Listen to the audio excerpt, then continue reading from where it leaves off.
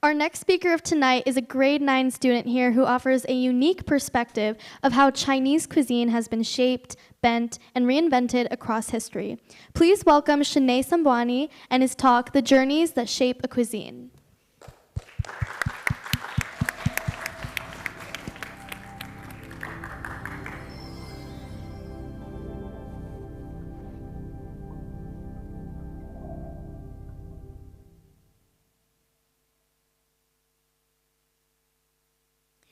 Have you ever had a dish that felt like home, just to find out it wasn't authentic at all?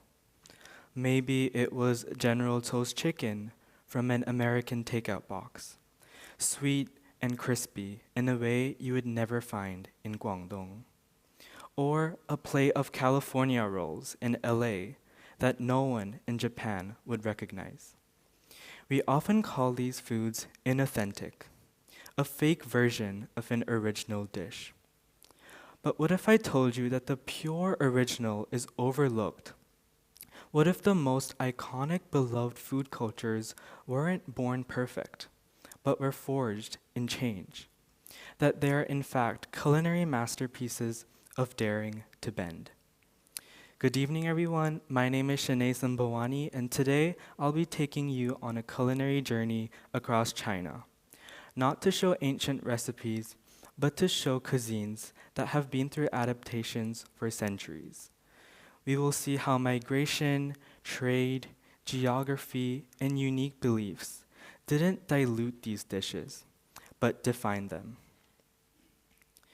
We start off in the land of Yunnan, where a land of not one type of cuisine, but so many.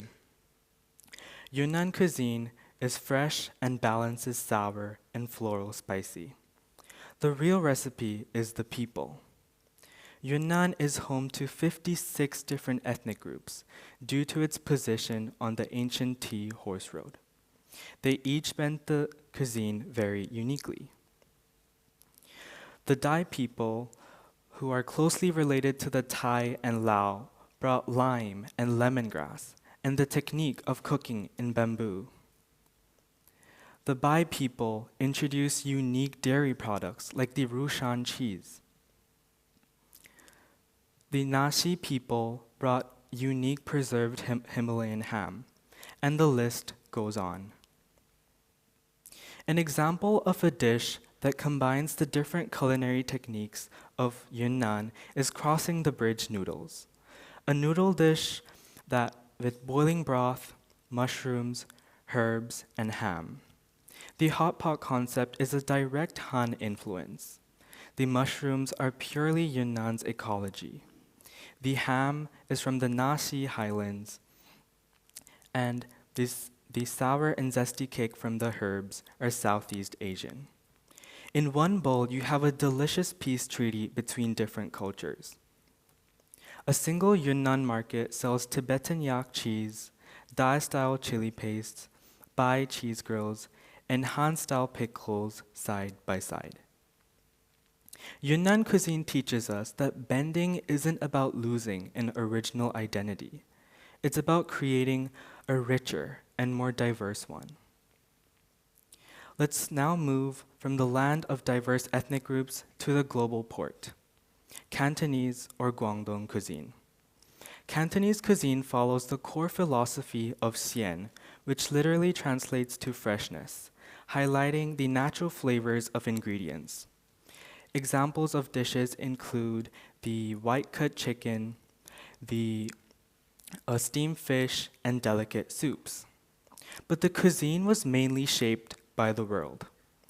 For thousands of years, Guangdong has been China's front gate, and the maritime Silk Road brought Arab, Persian, and Indian traders, where they introduced spices like cinnamon and cloves.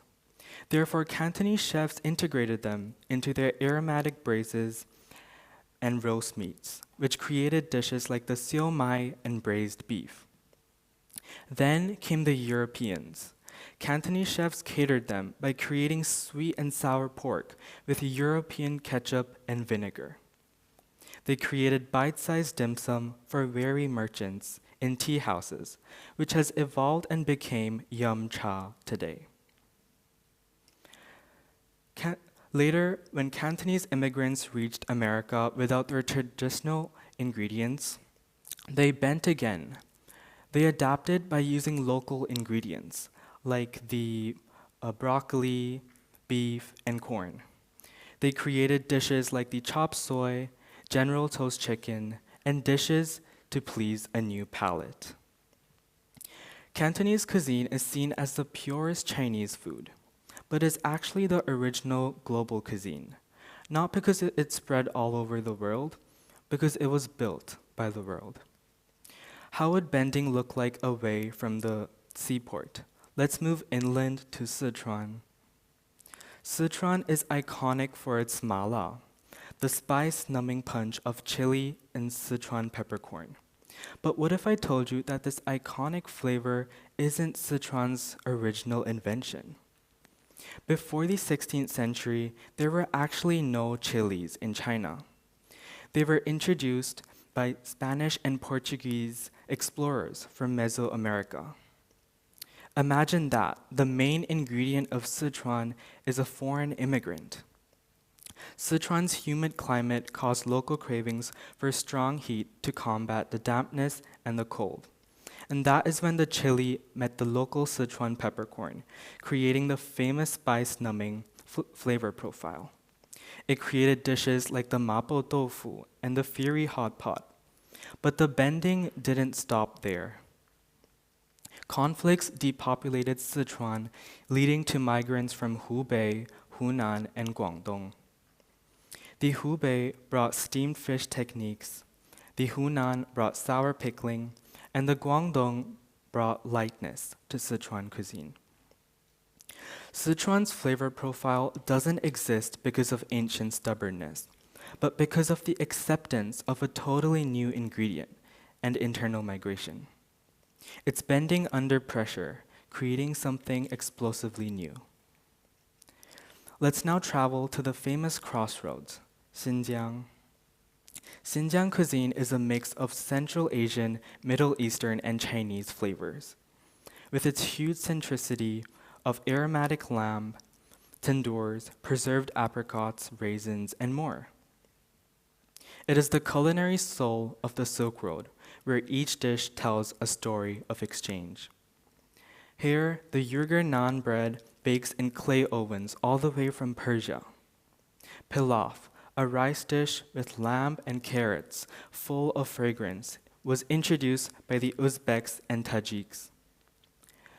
The Kazakhs brought their nomadic dairy traditions, like the fermented mare's milk and the salty milk tea. Xinjiang's Islamic faith helped in creating halal cuisine, from the herds of the grazing lands to the spices of the desert. But the bend continued after the Silk Road.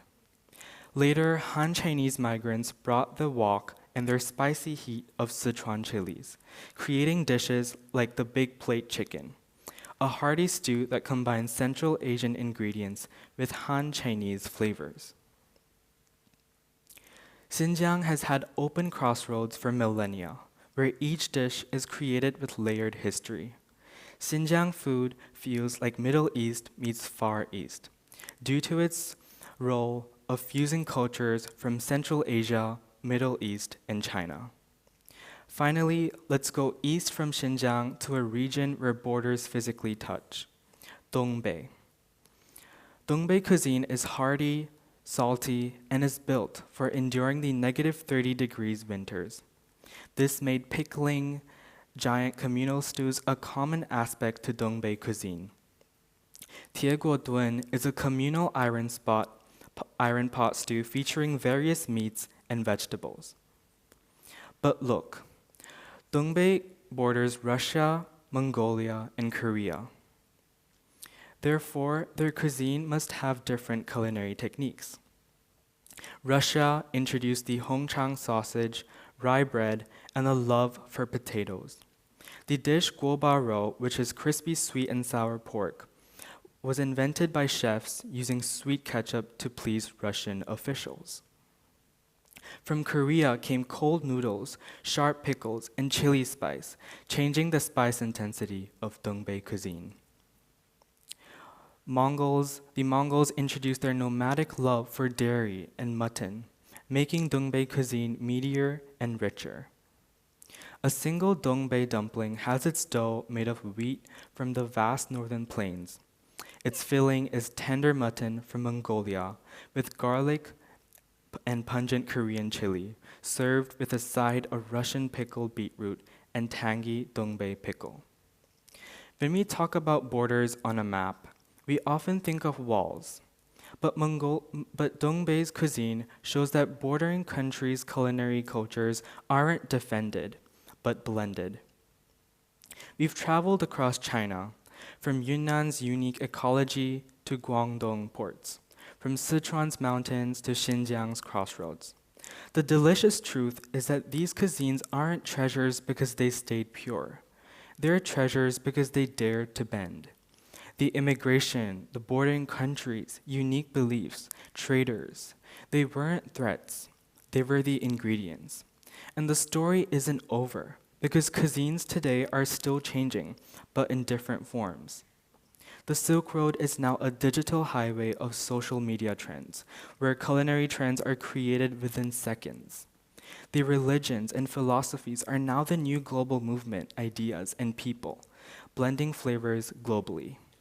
The bending continues, it always has.